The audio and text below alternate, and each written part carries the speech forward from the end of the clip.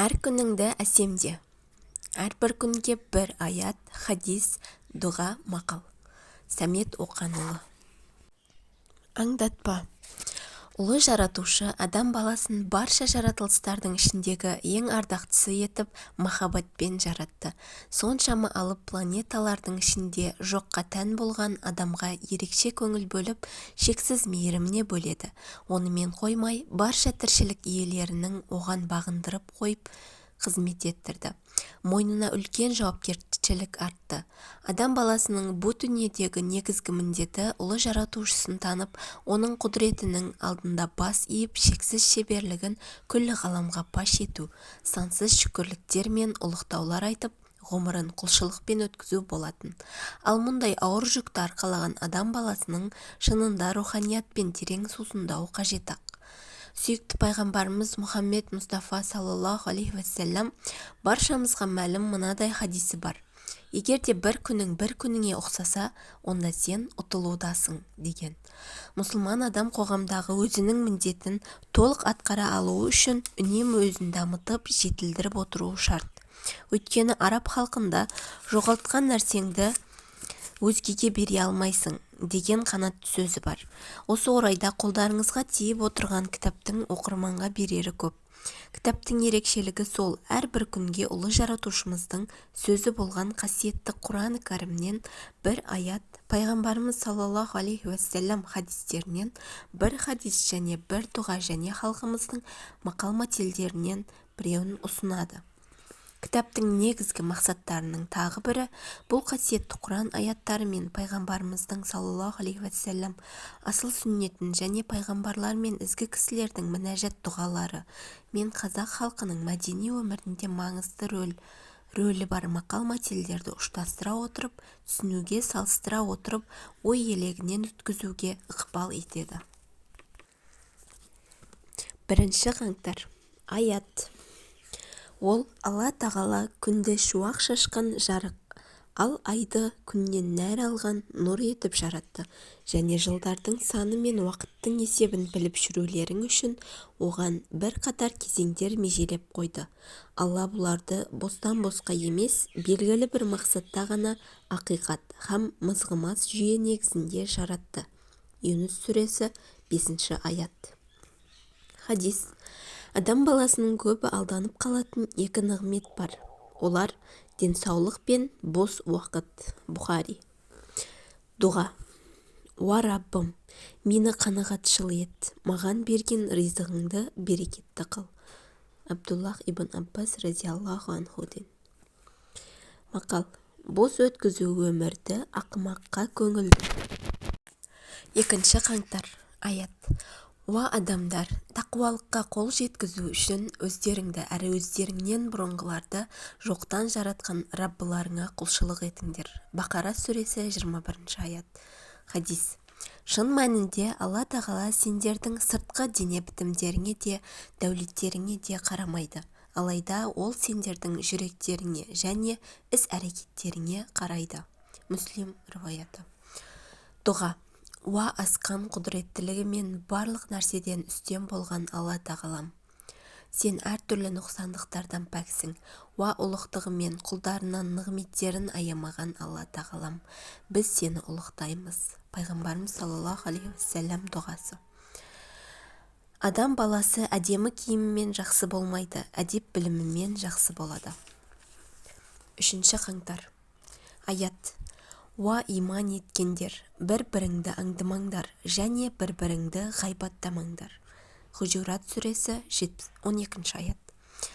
Хадис. Сөз тасығыштар сазайларын тартпайынша немесе күнәлары кешірілмейінше жәннатқа кіре алмайды. Муслим риуаяты. Дұға.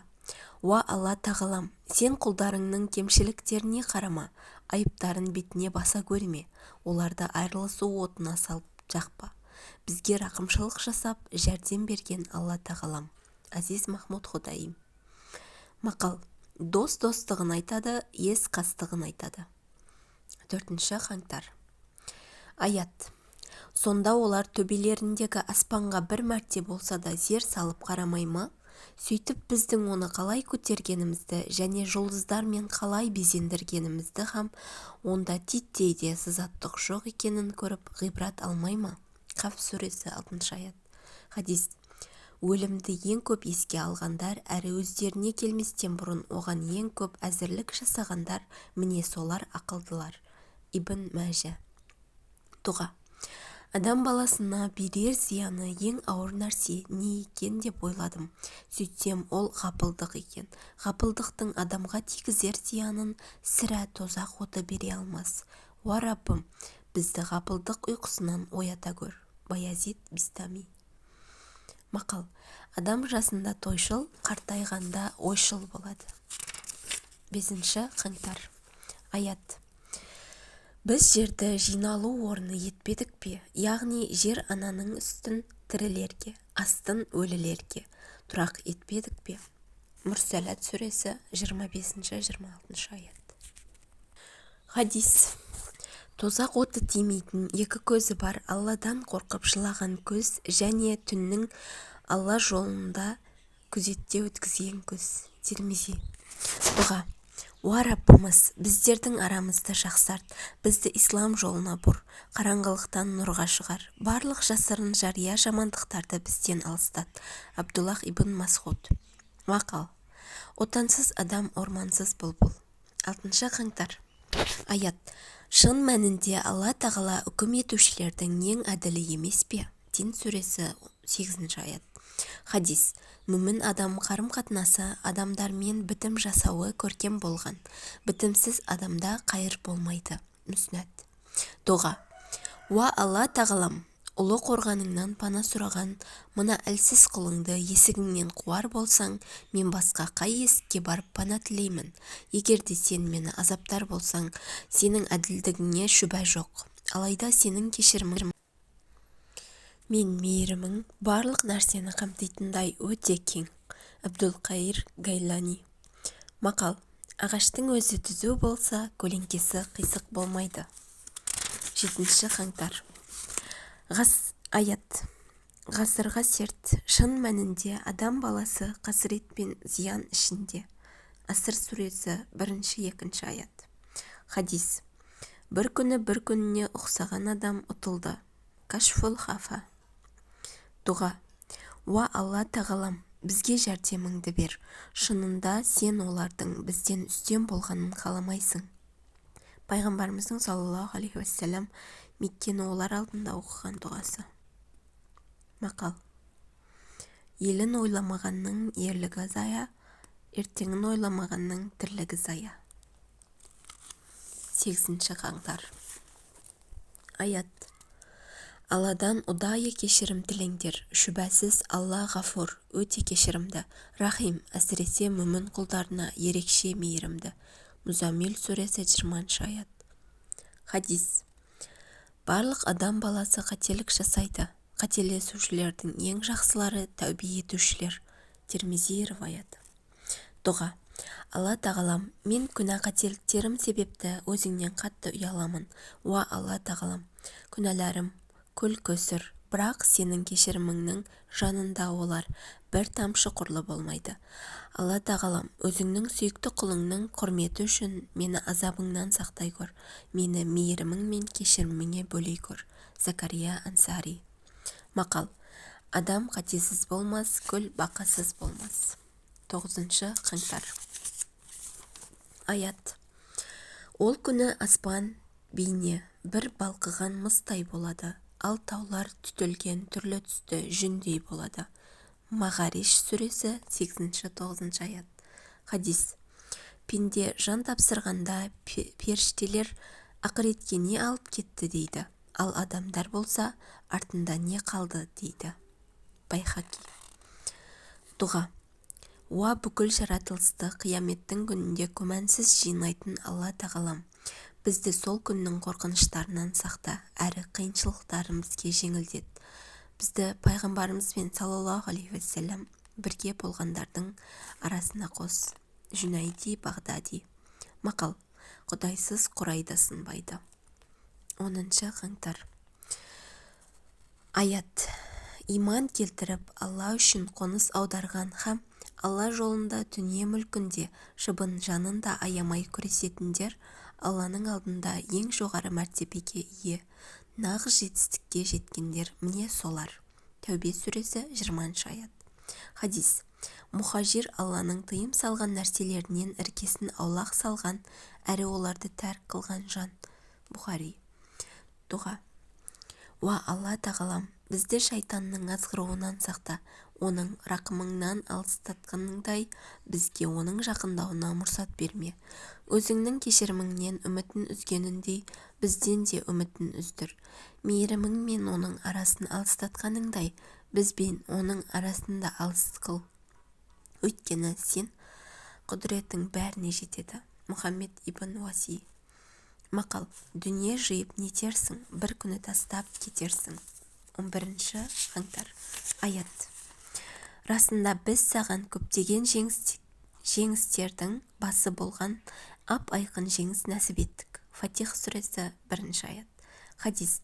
Алла елшісі саллаллаху алейхи уассалам Меккені азат еткеннен кейін былай деді. Енді бұл жеңістен соң хижрет болмайды, бірақ Алла жолындағы күрес және ниет жалғасын табады. Кутубу ситта. Дұға. Уа Алла тағалам, бізге сұрағанымызды өзіңнен басқа ешкім де бере алмайды. Бізді жетістікке жеткізе көр. Молда Джами. Мақал. Ел дегенде езіліп, жұрт дегенде жұмылып қызмет қыл. 12 қаңтар. Аят. Адам баласы өзін елеусіз, ескерусіз қала беремін деп ойлай ма? Қиямет сүресі 36 аят. Хадис. Адам баласы қартайған сайын оның бойында екі нәрсе жасарады: дүние мүлік пен өмірге деген құштарлығы. Бұхари. Дұға. Уа Раббым, мен өте әлсізбін, маған күш-қуат бер. Тас жүрекпін, жүрегімді өзің жұмсарт. Алла тағалам, мен сараңмын, менің қолымды ашық қылғайсың. Хазірет Омар радиаллаху анху. Мақал. Жарлы болсаң да арлы бол. 13 қаңтар. Аят. Ей иманға келгендер, өз үйлеріңнен басқа үйлерге рұқсат алмай және үй иелеріне сәлем бермей тұрып кірмеңдер. Нұр сүресі 27 аят. Хадис. Кімде-кім Аллаға және ақырет күніне сенсе, қонағына сый көрсетсін. Муслим риуаяты. Дұға. Я Алла, оның ұрпағы мен дәулетін көбейтіп берген нәрсеңді берекелете көр. Мақал. Қонақтың алтынын алма, алғысын ал. 14 қаңтар. Аят. Кімде-кім науқастанса, яки жолаушы болса, басқа күндері өтесін. Бақара сүресі 184 аят. Хадис. Бұл дүниеде бір бөтен жердің адамындай немесе жолаушы секілді бол. Бұхари риуаяты. Дұға. Расулулла, оған Алланың игілігі мен сәлемі болсын, сапарға шығарда түйесіне мініп 3 рет Алла ұлы, Аллах ұлы, Аллах ұлы деп одан кейін былай айтатын: мұны бізге бағынышты еткен Алла мінсіз. Алла мұны бізге олай бағынышты етпегенде маңына да жолай алмас едік. Расында біз Раббымызға қайтушымыз. Алла менің бұл сапарымды өзің разы болатын тақуалы амалдар істейтін сапардан ет. Әрі сапардың алыстығын жақын ет, қиындықтарын жеңіл ет. Сапардағы жолдасым өзіңсің, әрі жанұяммен қалған да өзіңсің. Сапардың мұңлы көріністері мен қиыншылықтарынан жанұям мен мал мүлкіме қаралы қайтудан өзіңе сыйынамын. Абдулла ибн Омар. Мақал. Дүние бір серуен, адам бір көшкен керуен. Жалғасы бар. Күтіңіздер. Каналға тіркеле кетіңіздер. Рахмет.